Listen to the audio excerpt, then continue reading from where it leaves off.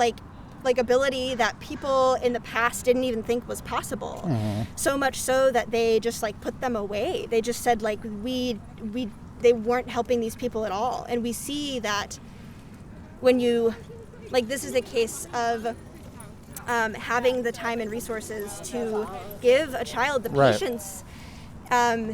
And I think raising somebody with a disability can sometimes be very time intensive. It can be very resource intensive, and that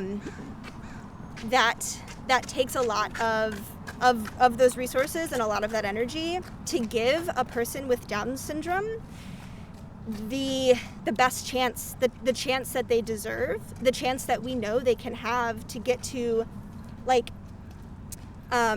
they're like the highest stability that they can achieve, which is different for every single human, regardless of ability.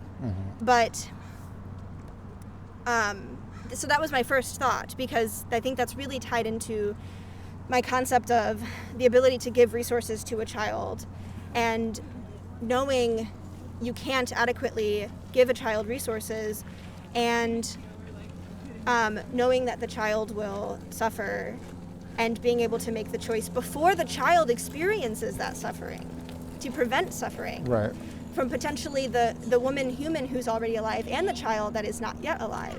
There's sort of the concept out there that life is suffering, right? Like a lot of people say that, and I think to some degree or another that's true for everybody. And you know, I get back to the question of, you know, people who have didn't get adequate resources, you know, are suffering in some way as a result of that.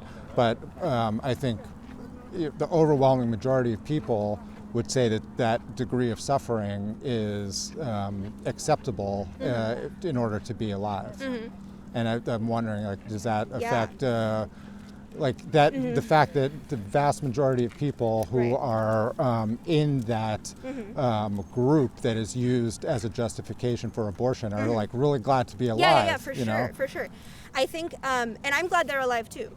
But I think when what I'm thinking about now when you're asking that question is the suffering of the mother, this person who is already alive. Yeah, that's why I asked about the rights of a fetus. Right. So I think this human woman who is thinking about having an abortion is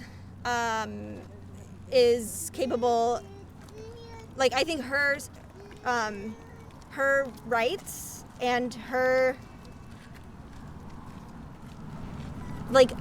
control over her body and her ability to mitigate her own suffering is more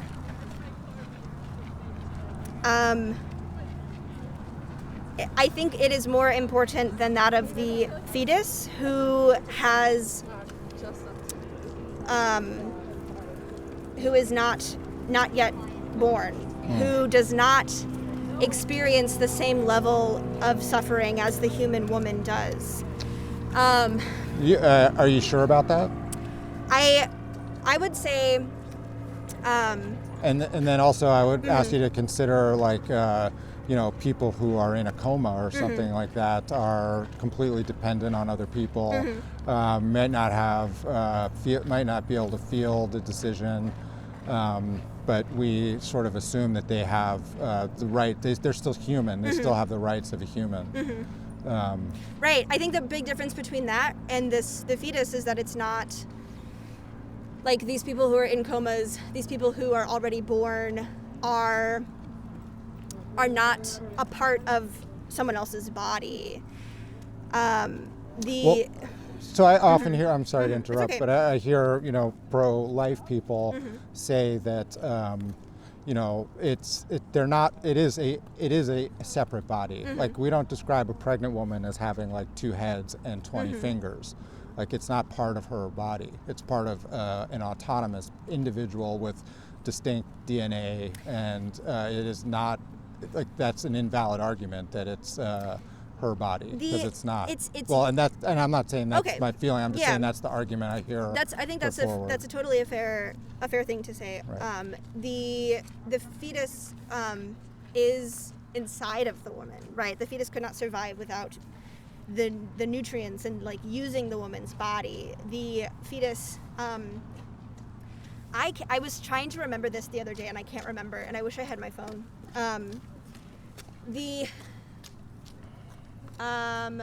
Oh, never mind. It's like some part of the, so like the fetus has their own DNA, but I think like, maybe you'll know, the placenta has the DNA of the mother or the baby. I'm sorry, I shouldn't have brought it up. I don't remember. I just remember learning something interesting about the mother, the placenta, and the baby. The placenta has DNA that is either, excuse me, I hope you can't hear my burps on the microphone. I'll edit them out. Okay. It either has the DNA of the baby or the mother. I can't remember which one. But that was interesting, which is why I brought it up. I just can't remember. Sorry, I've got about 10 more minutes. Okay. Tops. And there's one other question I want to ask you on okay. a sort of a different subject, Okay. or the same subject but a different tangent. Was I answering your questions? I think so, yeah. Okay. I think, I guess to sum up kind of like what I think about the questions about the rights of the fetus or the rights of the mother, like, because I would place the well-being of the mother over the well-being of the fetus. Straight for 9 months. I would, like, again, with the concept of late-term abortion, at that point, it becomes a more nuanced conversation, and I do not, like, I'm not going to make the statement that I have, like, one singular belief. Sure. I think the concept of abortion is nuanced every single step of the way. Before conception, like, we need to start talking about abortion before people are even having sex. That's when that starts. Like, we need to be preventing abortion as much as possible. Mm-hmm. And at every single stage of the life of a human, before they're even conceived to, like, the moment that they're born, and even then, like, after they're born, we need to be having, like, a different conversation along the way. There's no single rule that's going to answer all of those questions. Right. So, I mean, I guess, would you object to that? I think what I hear you saying is that, like, their laws around abortion should be nuanced to accommodate for different circumstances. I think that's totally fair. So with that understanding, would you be okay if instead of it being a federal law, that it was delegated to states to do it, to make determinations about that? I don't think that is, I don't think that's nuanced in the right direction. I guess what I was thinking of when you asked if there should be different laws, now this this sounds like a lot of, okay, the government doesn't need to be involved, like, every step along the way. I think that's where choice comes from. A woman can make the right decision for herself. That's where like my pro-choice stance comes from. And so I don't think laws that were different between states would solve any problems. I think if we had, so, like, what people are trying to do is get a federal law that abortion is illegal in all 50 states. That's what pro-life people want. Well, I think at the moment they might want that, but Mm-hmm. at the moment I think it's to take away the federal law and to delegate that responsibility to the state. Mm-hmm. So you would have, say, Washington State, right. Has Planned Parenthood and abortion, and, right. and Georgia, would have nothing. Yeah, or only permits it in like the first trimester, right. or something. Right. So where you get a law that's commensurate mm-hmm. with the feeling of the majority of a particular area. I feel like that doesn't address the nuance of every individual woman. Right. Because if we have abortion access, abortion that is accessible, then a woman can make her own choice, whether or not, like, for what is right for her. Because ultimately, everyone's life is so different and so nuanced. And a woman who finds herself facing the choice of abortion is in a hard and nuanced situation. And we see that because we talk about cases of rape and incest and late-term abortions, because this woman may die if she gives birth, or she may, the baby is already dead, and she's going to give birth to a baby who is a stillborn, and she does not want to go through, like, endure the suffering. I don't think that qualifies as an abortion.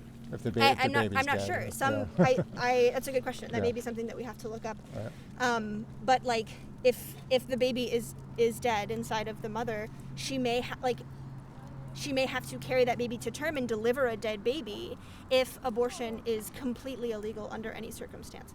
Now that could be possibly, I don't know, one of those like extreme cases meant to scare people. Mm-hmm. I don't know, but that sounds like a situation that is very nuanced. And so I think for me, being pro-choice is like recognizing how nuanced every individual pregnancy is. Everyone's situation is so unique and different, and they can make the best choice. Them and their doctor, a medical professional who they can consult with, can make the best choice for them. And the government, a one-size-fits-all law, or even laws that vary by state, I don't think are nuanced enough to address the uniqueness of every individual pregnancy. I think only a woman and her can do that for herself.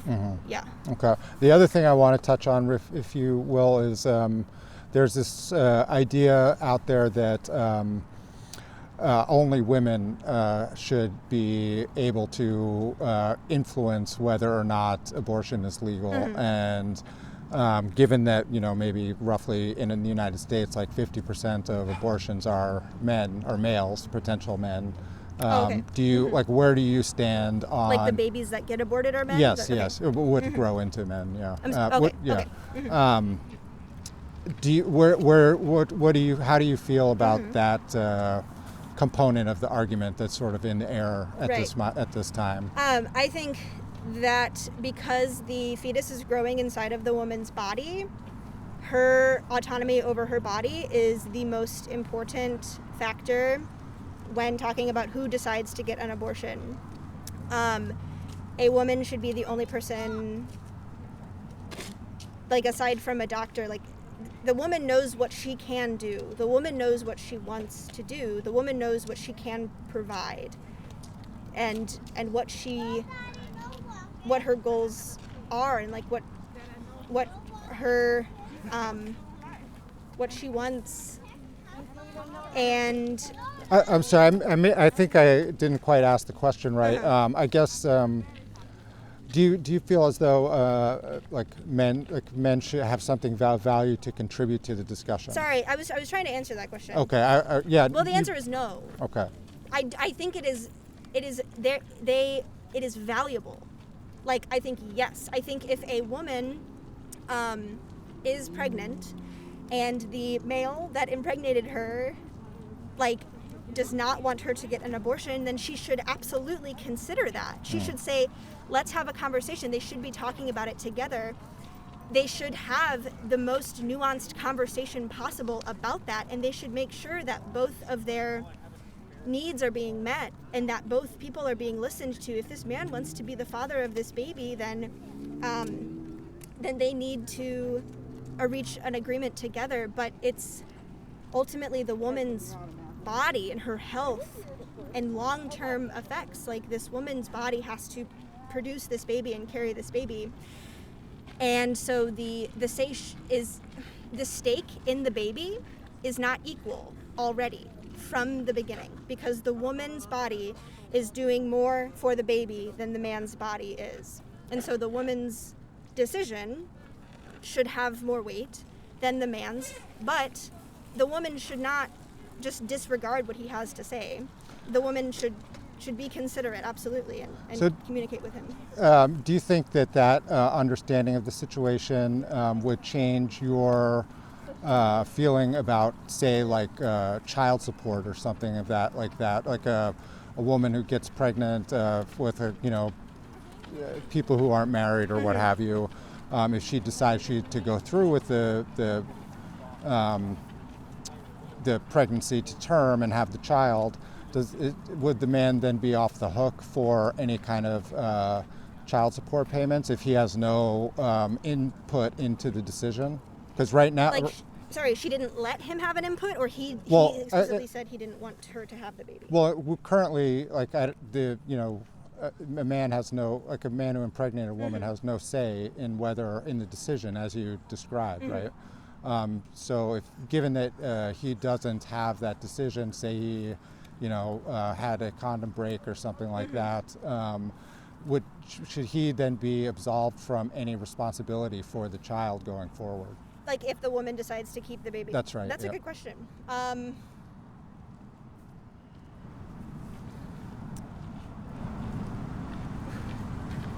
That's a really, I'm not sure. That's a really good question. I've never thought about that.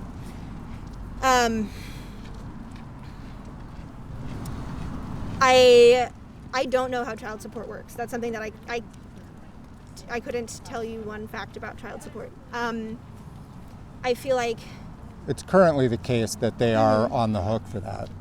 I feel like that it makes sense in the fact that, like, I don't know, that's an acknowledgement of how